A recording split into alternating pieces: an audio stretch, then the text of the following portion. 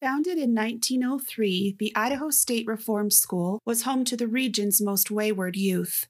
Children were sent there, most against their will, trying to be reformed. It was home to many orphans, truants, runaways, and those labeled wayward or incorrigible for unspecified reasons, or those without proper parental care. The conditions here were reportedly so bad that some of the teens chose to take their own lives. On the property, there is a small cemetery with 22 graves, some of which are unmarked. These are the graves of those who died at the school with nobody to claim their bodies and return them properly home. Stay tuned. Mystery Media Group presents Destination Mystery, Case File 19.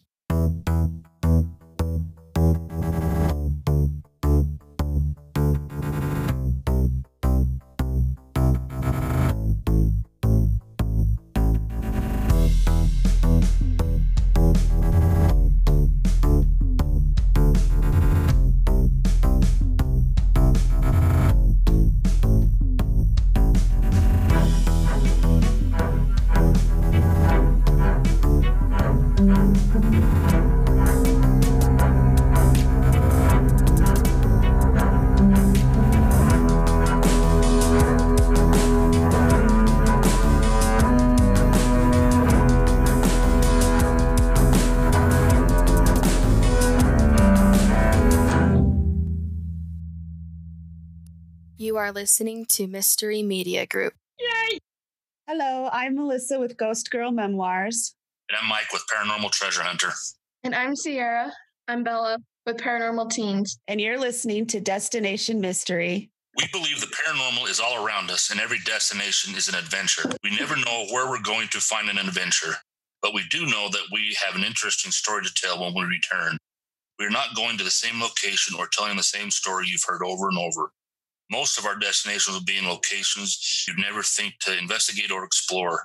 This adventure took us on our very first paranormal investigation as a group and started us on our paranormal journey. This investigation took place on January 31st, 2019 on New Year's Eve. My husband gave me a spirit box for Christmas and I couldn't wait to try it out. And Mike got a thermal for Christmas and couldn't wait to try that out. So we honestly were not expecting to get anything. We did, and we got hooked. That was a thermal imager, not thermal underwear. What did I say? Did I say thermal underwear? No, you just said thermal. Oh. Well. But on our way home or to Mom's house to meet up with you, we saw those things in the sky, and we got so excited because we were going to go on a ghost hunting trip, and we got to see UFOs. I was really excited about that. Later on, I found out they were just those little balloon... The lantern things? Lanterns. I was so disappointed. Well, that's dumb. Yeah. At least it got us excited. Got me excited. This place has been there all through as long as we've been alive. A friend of mine lived down the road from the reform school, and we'd drive by it occasionally, and we'd look at it, and we think it was haunted. And many times during our schooling years, we'd hear on the news that somebody escaped. And so we had to lock our doors and stay inside, and they're considered armed and dangerous, and we feared for our lives. And now I'm wondering I know they escaped, but maybe that was just a little bit on the farce. I don't think they were all that harmless or dangerous. Yeah, well, we live in a small town and nothing goes on out there. So people make more out of it than they need to, I think. Yeah. And we lived way on the other side of town. They'd have to go through 1,000 homes through the town to get to us. So I don't know why we were so worried. Anyways, the whole time growing past it, did you ever think to go over to it and walk and get inside? No. I don't think I did either. I don't know why, because I've always been fascinated with the place, but I don't think I ever thought to go over there and actually try and get inside. Well, it was still in use when I was in high school. Yeah, part of it was. And then I remember a family bought it for their home after that. So I don't know that it was totally... Maybe it was never vacant at the time. At least not for long. But I did hear stories about how bad it was out there. And I honestly didn't believe a lot of them until I found the newspaper articles and the investigations and stuff that happened. And then I started to think, well, maybe a lot of that really was true then. Do you want to share those two articles real quick? Yeah. So one of the articles talks about ongoing investigation. The title of the article was "Children Are Beaten in Idaho Reformatory. Boys stripped of clothing and lashed with straps." St. Anthony, Idaho, August 6th, and I don't see a date. Sensational testimony to the effect that boys were stripped of their clothing and lashed with heavy straps was given today at the opening of the reform school investigation. 4 straps were introduced, and it was testified that they were used for beating children. More startling facts are expected to develop later. Governor Haley is attending the investigation. There was another newspaper article that I found about a gentleman who went to school there when he was 16. So he said he was there when he was 16 and he has strong memories of his stay. At that time, it was called the Idaho Juvenile Correction Center in St. Anthony. He arrived there on March 31st, 1955, because he had got caught borrowing gas. And he was sentenced there for being incorrigible. And he says, as I remember it, the basic structure of the facility was set up in military order. There were 4 companies, A, B, C, and D. I was assigned to D. The routine was that we marched in formation whenever we were anywhere as groups. My first night, I shall never forget, we slept in an open, locked, and guarded dormitory. I had the upper bunk. The light in the ceiling was on all night. Each company had about 25 kids. So I'm thinking that that dormitory room was full of 25 boys, ages ranging from 6 to 21. I can't imagine having 16 or 6-year-old kids in a room with 21-year-olds. That seems really weird to me. Yeah. I considered the facility as much an orphanage as a reform school. He described a boy who committed some infraction, suffered 10 to 15 whacks on the butt with a leather strap. I was duly impressed that these folks were very serious and would not tolerate any misbehavior, he said. I learned at the moment that I was required to behave, answer with a yes, sir, or no, sir, and mean it. This revelation was a major contributor to my success in the Navy and my life since. I settled into the routine, keeping my nose clean, and I got along pretty well. Then he said he worked in the blacksmith shop. He cooked and cleaned in the kitchen for most of his stay, and he was allowed to watch a little bit of TV on Saturdays. His mother's diligent efforts to get him released worked finally when he was released in mid-September of 1955, about 2 weeks after he celebrated his 17th birthday. When I was released, I was provided with a shirt, suit, shoes, and a belt that were branded with IITS, and I still have the belt today. So he talks about how strict they were when he attended. He took some gas and he spent that long there? Yep. Wow. Nowadays, I don't think that would happen. And he also describes that it was as much an orphanage as it was a reform school. So I don't think a lot of these kids were necessarily that dangerous. Like the women's part of the Wyoming State Penitentiary. Yeah. A lot of people really belonged there. Yeah. But they had nowhere else to put them. Exactly. They were runaways, or they had families that wouldn't take them in. So they had to go somewhere. We always called it the Juvenile Delinquent Center. We called it West Fremont. Well, that too. Because our school was South Fremont and there was a North Fremont. And every time we went people would be like, so where are you from? Oh, we're from South Fremont. What'd you do to get into there? They think we were talking about their reform school. Well, I killed a kid for making fun of me. So watch out. Too many questions. So as I remember, correct me if I'm wrong, Mike, but as we were going through the tour with the gentleman that owns it now, there were originally 2 dormitories, right? There was one for boys and one for girls. Did one of them get torn down? I think the boys burned down. They also had a hospital, a dairy, a blacksmith shop. And a cemetery. Oh, and a cemetery, yep. So the one dormitory that housed the boys was eventually burned down. And the one that we got to investigate was the dormitory that housed the girls. Towards the end of the 20th century, the building was decommissioned and eventually sold to the family who now resides there. I know there was one family previous before the family that resides there now. But the family that resides there now has reported paranormal activity pretty much since they first moved in. They've heard voices, they've seen shadow figures, things get moved around. And one of the family members even has reported being bitten. The young autistic boy that lives there states that there's a good ghost that protects him from the bad ones. Do you remember that? Yep. He said she lives under the bed. Under his bed in his room, yeah. Right? And protects him from the 2 ghosts that live next door in the infirmary that are bad and they bother him. So she protects him from them. And he described those 2 ghosts as one being a girl and one being a boy, didn't he? I believe so. The first night that family moved in, he heard a little girl crying. So, and that was the first night they moved. That's right. That's right. And he looked at every single one of his kids because he thought it was his kids crying, and they were all dead asleep. And he spent 2 more hours trying to find who was crying. No matter where he got, he never got closer or farther away from the crying, and he never did find it. And eventually gave up and went to bed. I don't know that I'd ever be able to sleep. Yeah. First night in a place like that. Exactly. That would have bothered me pretty bad. So there is a cemetery on the grounds. It's kind of overlooking the facility. It's behind it.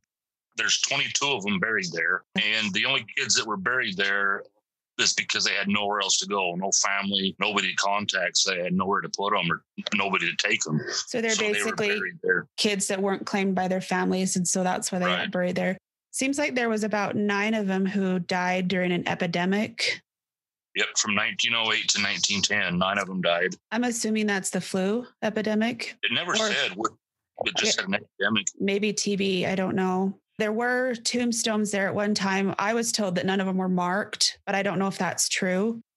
But one of the activities that they had the students do later on down the road was go in and clean up that cemetery. And a local mortician donated some markers for all the graves of the ones that they knew. And I wonder if that was our uncle. I don't know. It doesn't say. He was very generous. Yeah, he was very generous. I can see him doing something like that. So they cleaned up the cemetery. They built a fence around it and they put markers on the graves of the ones that they knew for sure. The last person was buried there in 1939. And while we were doing an investigation up in the 3rd floor, we saw the initials BB carved pretty big and pretty heavily into the trim. And then one of my daughters was looking at the list of people buried there, and those initials matched one of the people buried in that cemetery. Was that you, Sierra, that noticed that? Yeah. I looked at all the papers on the tables of the cemetery and found the matching names to the ones on the walls upstairs. Now, that's what I call good investigation. That was a smart thing to do, to be able to corroborate the things that we heard, with what we captured. This is why we start looking so closely at what's written on the walls and trim and around the area, because we have, in this investigation, we heard a name and saw it written on the wall, and we saw initials written on the wall and found their name in the records. So that was kind of interesting to see. Yeah, the family kept pretty good documents. They have a little room upstairs where they show, it's got the blueprints, the cemetery records, some articles about the building in it. So it's kind of their way of honoring those who were there before them, I guess. And I thought that was pretty neat. There was one grave that only has an arm in it. One of the students lost his arm in a harvesting accident. I don't know if it was there at the school. I'm assuming it was a harvesting accident at the school because they had a little farm. And to make him feel better, they held a burial service for it. So one of the graves is just an arm. Did you guys ever see that movie, Fried Green Tomatoes? Didn't the little kid lose his leg in a train accident and they bury his leg? I'm pretty sure that's how it goes. When I was in high school, I was helping my uncle dig up a foot and leg because it was amputated years before, but they buried it in the wrong spot and the guy had finally died. So we had to dig up his foot and leg and move it to where the body was. And my uncle was digging around and he told me to hold my hands out and he dropped. I thought they were rocks at the time, but they were toe bones and there wasn't much left, but I was holding them in my hands and he went over and we buried him properly in the next, wherever his grave was at, because it was just buried in a box and everything was gone by the time, but we wanted to make sure we got it put in the right spot. That's good. I mean, that's a good thing to do. It's just kind of strange. Yeah. Especially as a teenager, you're like, okay, yeah, this is my job. No idea what we were doing at the time. Yeah, so I'll read this other article. We had heard about a girl committing suicide there, and I wasn't positive that it was actually true, but we did find the article. So let me read it. So the title of this article was Girl's Body Found at State Industrial School. Coroner terms death suicide, no inquest scheduled. So in St. Anthony, March 18th, the body of Hope Chankin, 14-year-old Mexican inmate of the Idaho State Industrial School, found hanging in her room Monday afternoon, was taken to Pocatello Tuesday for burial services, according to E.B. Newby, superintendent.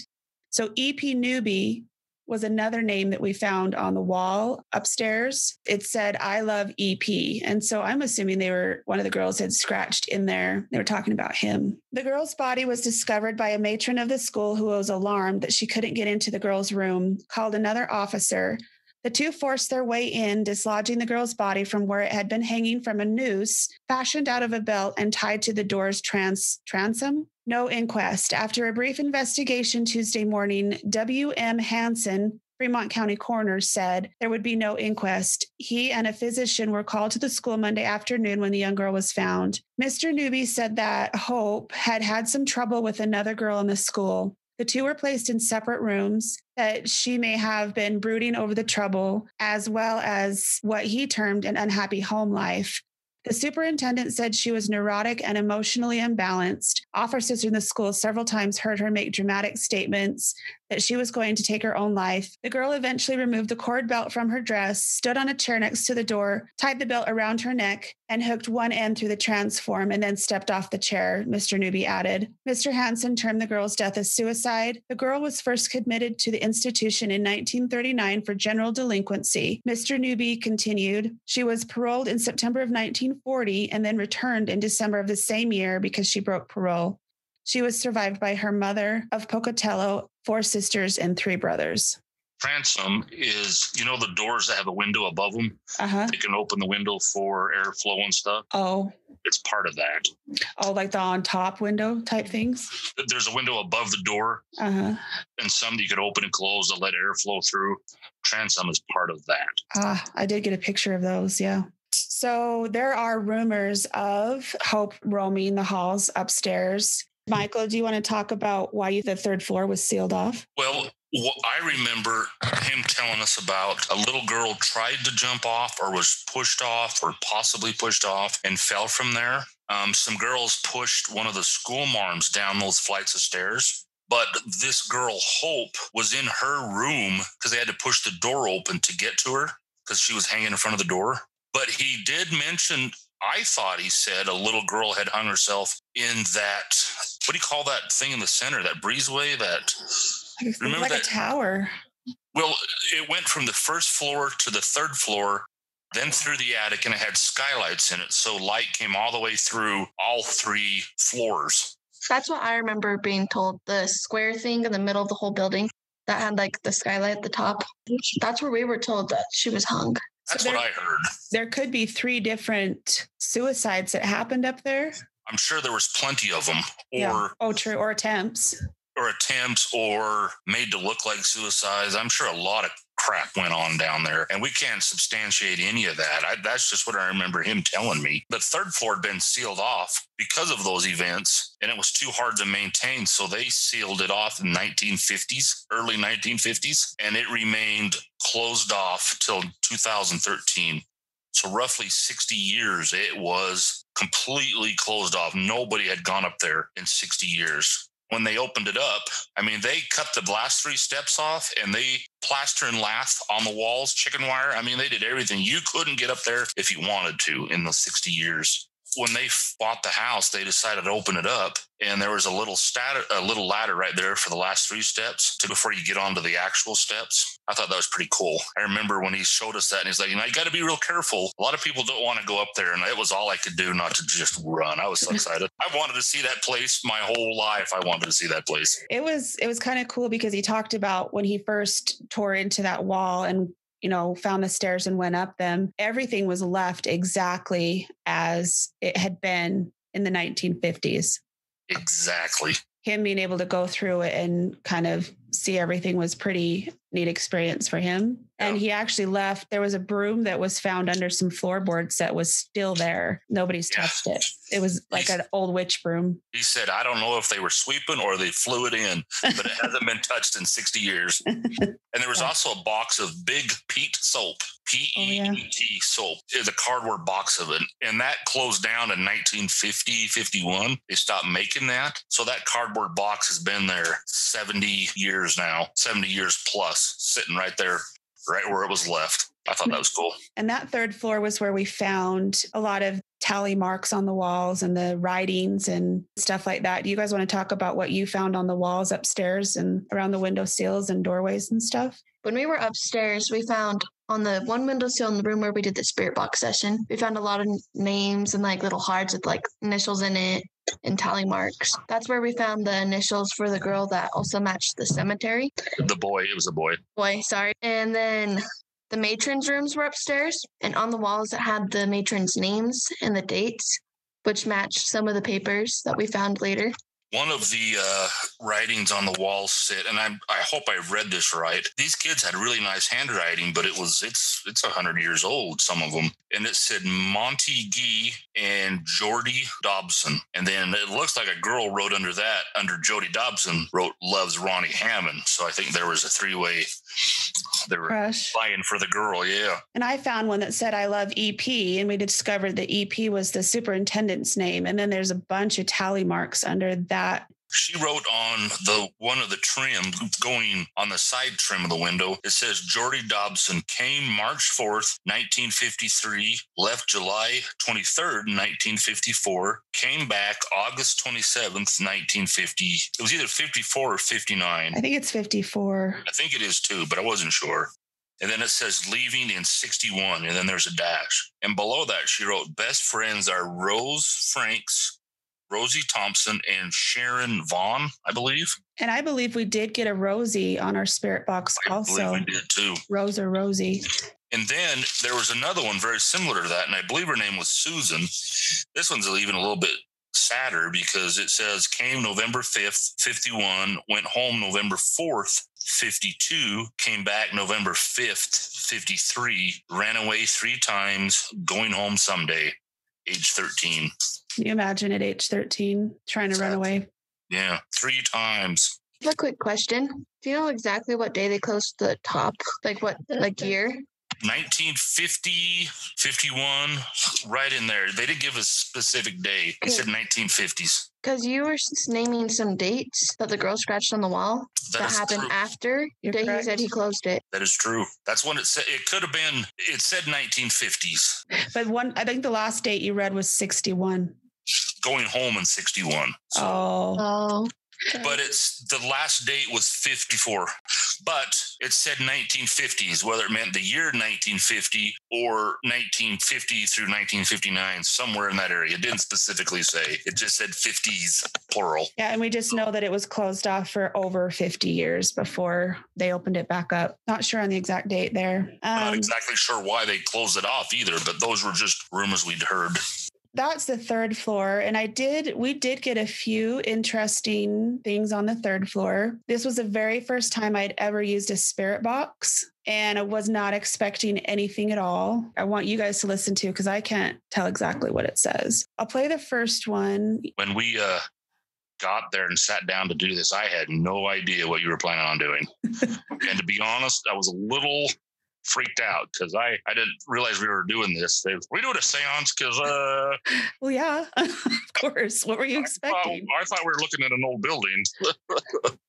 I had new equipment. Like I said, my husband gave me a spirit box for Christmas, and I could not wait to try it out. Boy, I sure didn't think we'd get anything that fast. But I didn't either. Really didn't. And we were about 4 minutes into it when we got this first one. I'll play it. So you girls have to tell me what you think it says. Can you say hello? What do you hear, Sierra and Bella? The first little bit is like hello, just like really fast, but yeah. I couldn't tell you what the second one says. Second one sounded like I said what? What? Like it was confused. I heard hello. So it was like 2 different voices, but yeah. It could have said what? Let's listen to it one more time. Can you say hello? It does sound like what? Hello? What? Yeah. Ghost is confused on how we're talking to it. That was the very first thing that came across the spirit box that I was like, what? Did that really just say hello? Because I asked it to say hello. The thing it was nobody in the room. No. And that's what just took us all by surprise. We were all being deadly quiet, and to hear a voice come across there was quite surprising. I remember Sierra was to my left, I think. And I remember reaching over and grabbing her. I was like, oh, it's working. Every time I heard something, she'd slap my leg. And I was like, oh my gosh, it's working. I was so excited. But it does sound like 2 young girls. To me, it's 2 different voices. I could be wrong. Was this place better than your home? Yes. That was very cool, yes. What do you think about that one? Did you hear it? Yeah, it sounded like I said yes. Let me play it one more time. Was this place better than your home? Yes. That was very cool, yes. It did sound like a boy, though, to me, so I don't know. Yeah, I think it sounded like a guy. Mm-hmm. So that confirmed maybe why they ran away from home and would rather stay there. Maybe that's why a lot of them broke parole. because they didn't want to be at home. Understanding their home life are pretty crappy too. This one, when we were up there with the spirit box, we did hear the name Jody come over I think at least twice, I want to say. More than once. That's more than sure. once. And when you get it on your audio equipment and you've got those, it's flipping through the channels, it's kind of hard to hear a lot of it. And when you clean it up, sometimes it just sounds really mechanical. But this is one that I did think we captured it. Let me just play this for you. You tell me what you hear and if it's something you remember. Sharon? Where's Jody again?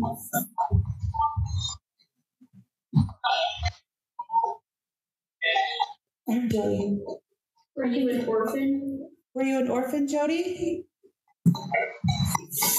No? Yeah. Were you a runaway? Okay, I amplified this because I didn't hear it at the time at all. Girls, help me. That's what I hear. Hear yes, please. Yes, please. Yeah, where you hear help me, I hear yes, please. That sounds like girls, right? Or no? Wait, play it again. Oh, yeah. Yeah, it sounds like girls. I'm going to take this out because this is me talking. This is why you should always shut up in an investigation and be quiet. Okay, here you go. You thought it said what? I thought it said help me until Sierra said that. Now I hear yes, please. I hear yes, please. Girls, yes, please. What was the thing that you said in between? I said, what was that? Because it said girls and I said, what was that? Yes, please. That's a little creepy. Yeah, I think you might be right, Sierra. You have a way better ear than I do. Girls, yes, please. Interesting. Wonder what that means. We got her crying. That's when I started going, holy crap. And then Chris told me of the story right after that. I heard the cry too. Yeah, me too. I remember that was it. so scary. It gave me goosebumps. I wanted to Gave cry. me goosebumps too. And I remember the little girl saying Jody several times. That's when I'm like, you know what? Where did I see that? And that's when I jumped up and ran to the window and saw it was Jordy, not Jody, Jordy, written there on the wall. That's when I started thinking, You started naming, because you said Susan, there was a Susan on the wall. You started naming the names that you saw there. And it seems like we got a reaction with, was it Jordy? That was Jody. We thought we heard Jody, but it was several times. And then it was Jordy. I remember taking pictures of those names before we sat down, but I wasn't really paying attention to who they were. Right. Next time I'll do opposite so that I can say the names while we're doing the session. But it was so much clearer while we were sitting there. It really was. And we heard stuff that we were just probably in shock. We talked about it all night. We were like, this actually worked. We can't believe. But then to see it written on the wall. Yeah. And then to hear the guy talk about the girl crying, because we heard her sobbing. It was just a second or two of it, but I definitely heard that. In this picture, it has Rose and Rosie as two separate people. Their handwriting was very elegant back then. Way better than ours. Did you remember anything else happening, seeing what looked like a shadow to my left in the room that kind of moved across the room pretty fast at one point? And I didn't say anything at the time, but afterwards, somebody mentioned it. And I was like, yeah, I think I saw that too. Do you remember any of that? Between where we were at and that skylight? Yes. Yes, I saw a shadow move across there too, but where it came from, I have no idea, because the only light in the room was a little bit coming up the stairs. That was all the light we had. Yeah, it was completely dark. So something had to cross over that. I did see that once. Did you girls see that too? I remember seeing it, but also I was sitting there and I was like, did I actually see that? Or am I just imagining stuff because I'm scared? Right. So it was, yeah, it was my first investigation. I was pretty scared. So I closed my eyes the whole time. Oh, I opened mine a couple times and I saw the shadow once, or I'd stare at the blue dot from the, I would just stare at that thing not the look whole away. time. Sometimes I feel like my eyes are just playing tricks on me because they're trying to adjust to the dark. So I can't really quite trust what I'm seeing. Mm-hmm. But when I saw that and then Mike mentioned it, I was like, oh, I think I saw that too. How did you girls feel about the investigation? Were you excited going into it? Were you not? Did you not want to go? What did you think? I was really excited. I got scared a couple times, especially in the shower room. Didn't really scary. I was pretty scared at first. But like I didn't get like an evil spirit feeling at all. It was not that bad. Did you have fun, Bella? Yeah, it was cold. My butt got cold after sitting down. It was really cold. But yeah, I thought it was like crazy that like we could hear through the Spirit box. Yeah, spirit box, and then like seeing the thermal image and on the floor, the footprints. So let's talk about the shower room real quick. On the second floor, there's a big shower room that we went into, and the owner told us about how some of the girls had lured in one of the school matrons, and they hit her over the head with an iron and left her there to die. And she bled all over the floor. Yes. But before that, he didn't know about the story. He took a group in a week before, and one of the women who was a clairvoyant said, was there a murder here? He's like, God, not that I know of. She says, I have a distinct impression. They had a lady there that mentioned the murder. And then after that lady came, the psychic or whatever, someone came and said their mom remembers it. So they had That's both right. accounts. I thought the teacher person didn't die or whatever. Like she got out. Yeah, I don't think she did die, but they just left her to die. But she was left there for a long time, and she bled all over the floor.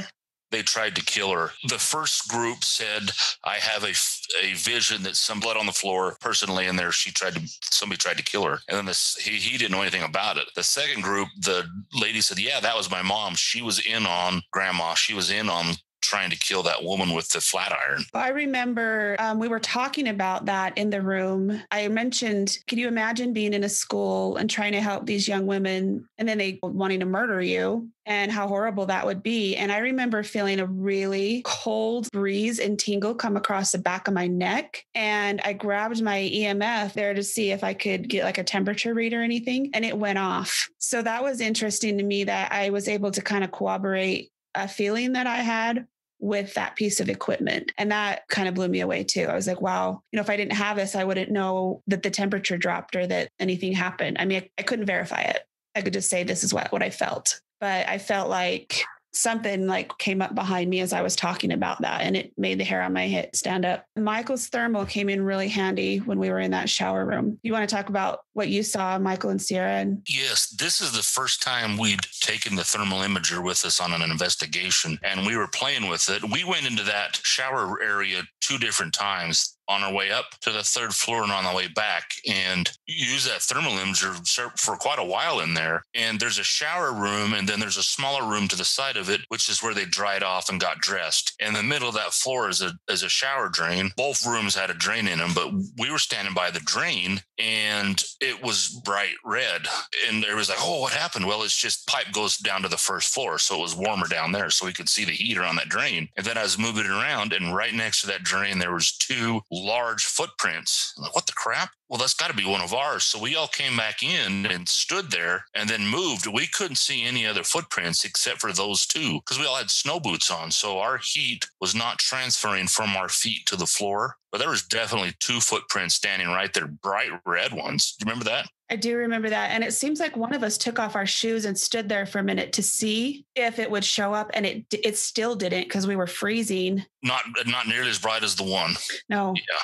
So we don't know whose footprints those belong to. The other thing that happened in there is I was shining my thermal imager around, and this area is not heated, so everything was cold. You didn't get hardly any readings on that thing. And we all came out of the shower room, and we were standing in the drying or dressing area looking back into the shower room. And I just looked down at my thermal imager. I saw the outline of a man, just the right side, just like in the cave, the Demon Cave episode, outside outline of the man. You could see his whole arm, though, and he was holding the hand of a little girl who was standing there, and her arm was up above her head, holding onto his hand. She had pigtails, and you could tell she was wearing a skirt.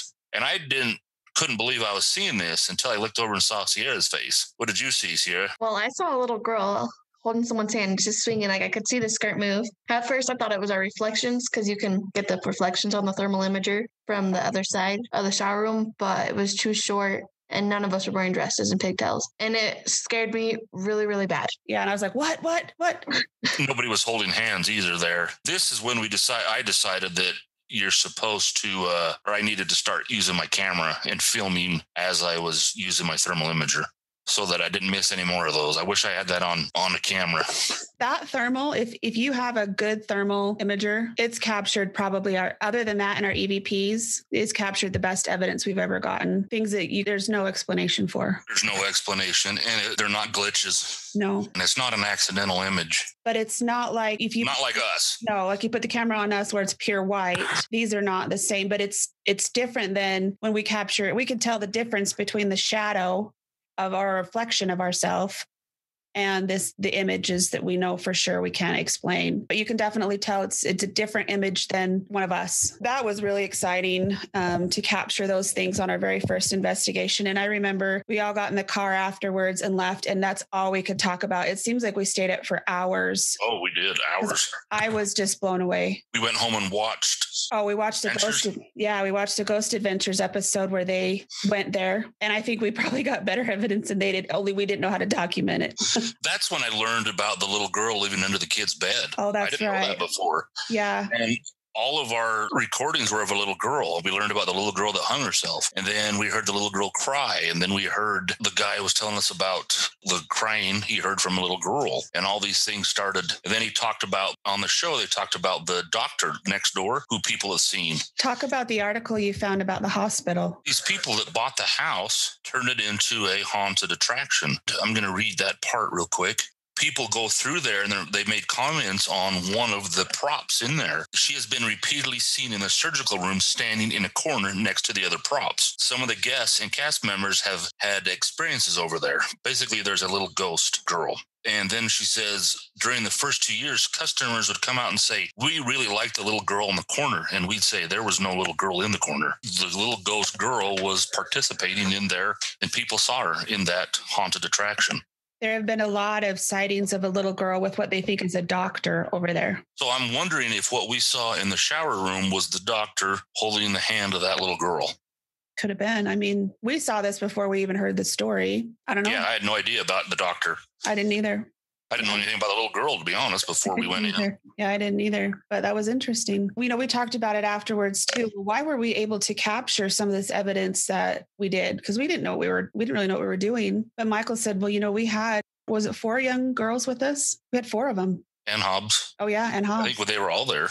So we had 4 teenage girls and 1 teenage boy with us at the time. I feel like, hey, we're around our own people. Let's communicate with these guys or whatever. I don't know. What do you girls think? Through all of our investigations, I feel like having the different age groups always work better. Like at this one, we got more with the younger kids there. One of the milk factory, the guy only talked to my dad.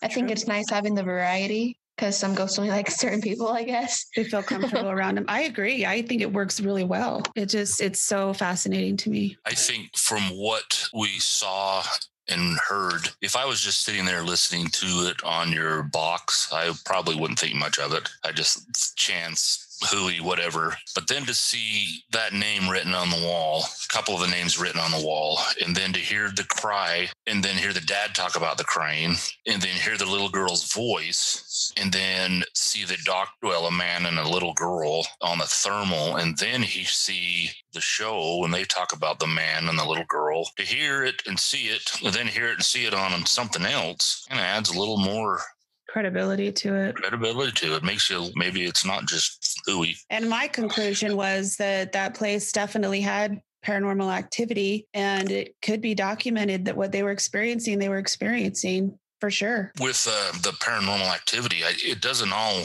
have to be a bad thing. No, I mean, we didn't really experience anything bad.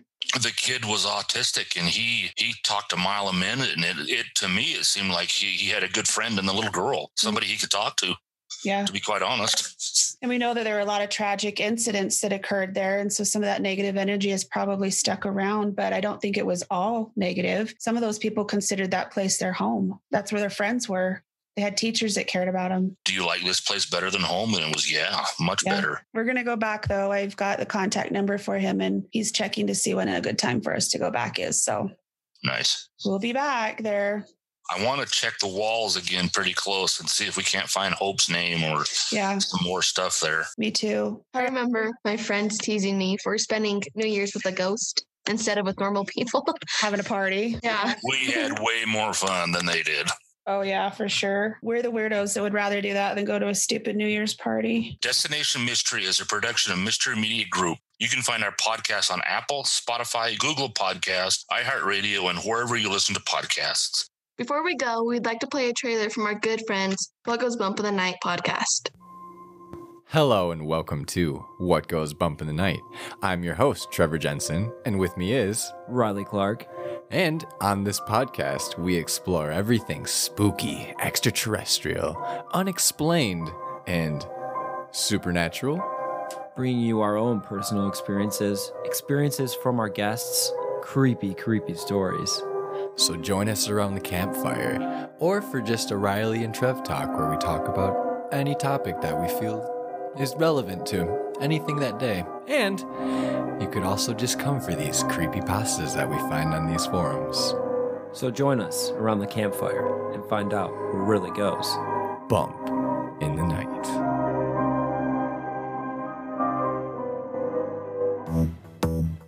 If you enjoy our show, please like, subscribe, and leave a 5-star review. We will be introducing other Mystery Media Group guests in our upcoming episodes, along with weekly bonus material. If you'd like to see more pictures and evidence from our adventures, visit www.destination-mystery.com. You'll find a link to our blog, as well as a link for merch and contact information. Until next time, find your own destination. Solve the mystery. This is a production of Mystery Media Group. Yay!